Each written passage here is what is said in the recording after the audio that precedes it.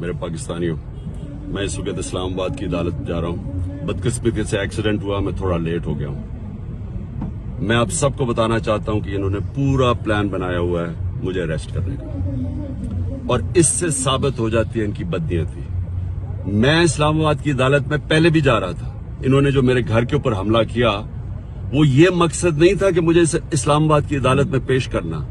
मकसद ये था कि मुझे जेल में डालना। जेल में क्यों डालना? क्योंकि लंदन प्लान का हिस्सा है कि मुझे जेल में डालो।